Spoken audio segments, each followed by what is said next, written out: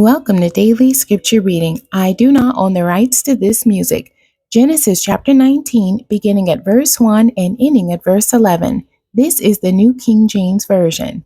Now the two angels came to Sodom in the evening, and Lot was sitting in the gate of Sodom. When Lot saw them, he rose to meet them, and he bowed himself with his face toward the ground.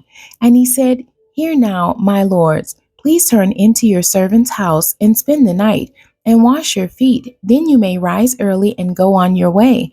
And they said, "No, but we will spend the night in the open square." But he insisted strongly. So they turned into him and entered his house.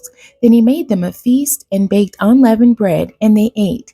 Now before they lay down, the men of the city, the men of Sodom, both old and young, all the people from every quarter, surrounded the house. And they called to Lot and said to him, "Where are the men who came to you tonight?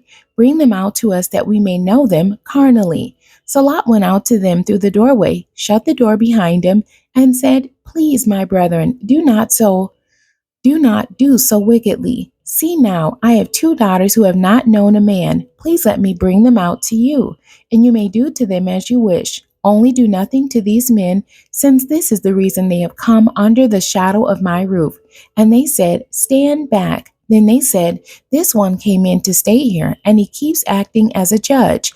Now we will deal worse with you than with him." So they pressed hard against the man Lot and came near to break down the door. But the men reached out their hands and pulled Lot into the house with them and shut the door.